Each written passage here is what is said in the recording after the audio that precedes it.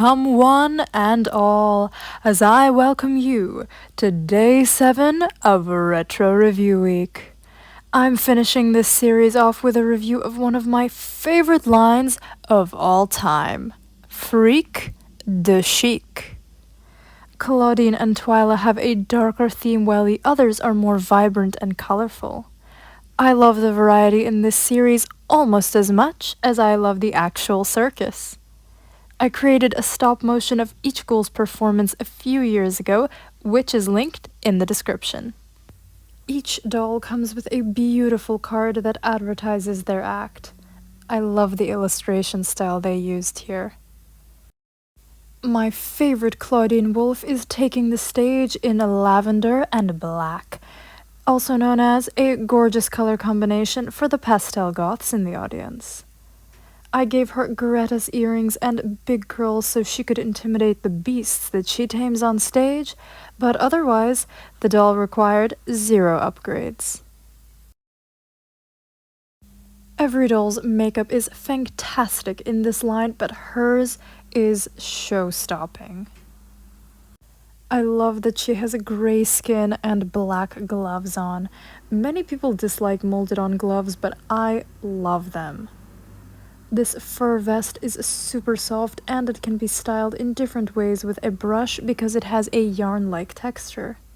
This guard is plastic but it's sewn onto her fabric shirt, which has beautiful swirl patterns on it.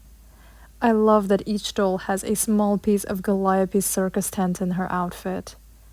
Clawdeen's pants look great, but the best thing about so many of these dolls, and Monster High in general, is their shoes. Lady Gaga would wear these if she hasn't already. I love absolutely everything about her look.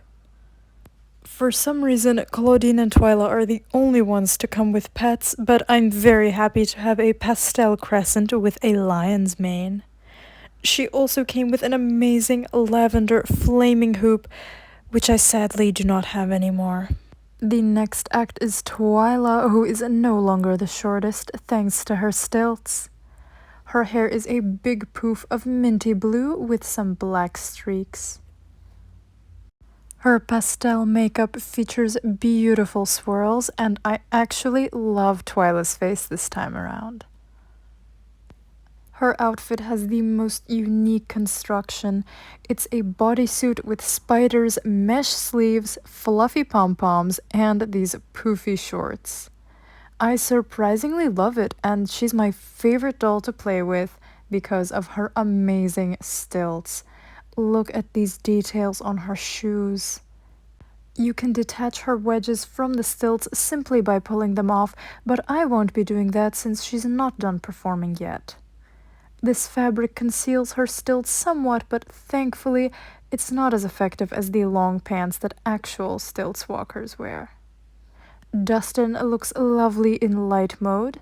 His sculpt reminds me of this monkey with symbols from the Phantom of the Opera film. My favorite doll from the colorful performance is tightrope walking Toralei Stripe, for one reason and one reason only. She has long, wavy hair. The fact that it's red with purple and black streaks is a huge plus. It's soft and thick with a headband full of black feathers in it. And check out her epic dotted eye makeup and stripes. Toralei's stunning costume has circus tents, stripes, swirls, and this black and white layer. I tend to dislike overcrowded, highly saturated fabric, but somehow this works. Her shoes are amazing. The heels are actual unicycles. I added the tiniest bit of detailing to the bottom because all of their shoes were only one color in this line. The part around her ankles looks a lot like red velvet rope. Here is the top of the most useless umbrella in all of history because it's 80% holes and I'm missing the shaft, so she can't hold it. The show goes on with Frankie, the magician who always looks oh so fine. Her hair is full of black streaks in the promotional photos, so I consider myself lucky to have one with almost entirely white hair.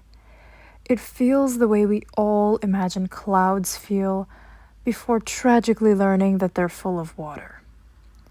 I braided a small section tucked into her hat, which has stitching on it. Her makeup is more subtle than the others, but gorgeous and very well blended. I love the color of her dress and the sides, but not that random pop of red on her belt. It would look better to me if it was black and white, but the optical illusions above and below are so cool. Frankie has my second favorite shoes in the series.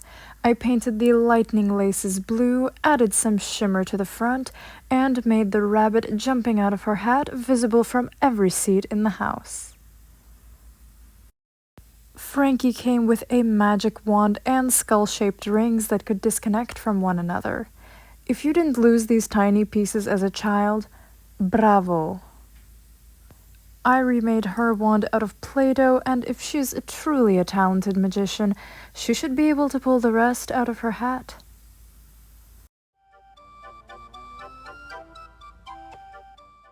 The last performance of the night is by our fire breather, Jinafire Long.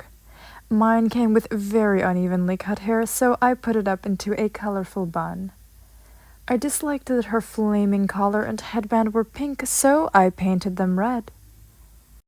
Once again, the eye makeup is taking center stage, but my eyes are also drawn to her unique mouth, which has a hole meant for her flames.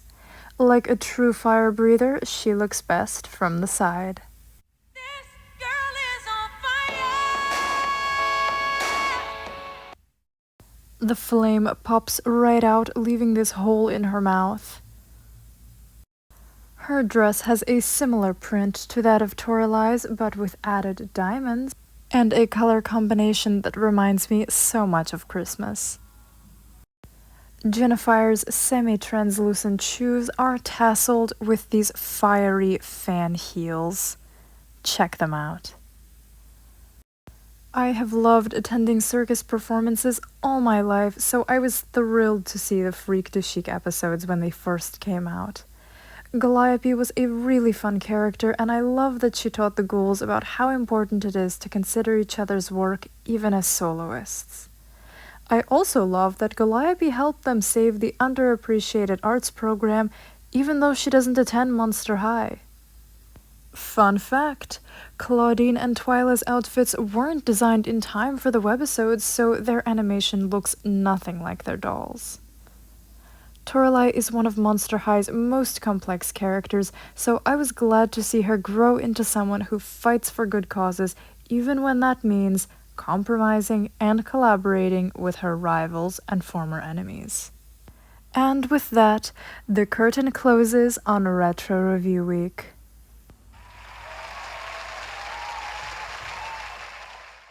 I hope you enjoyed the show because it's the start of something much bigger.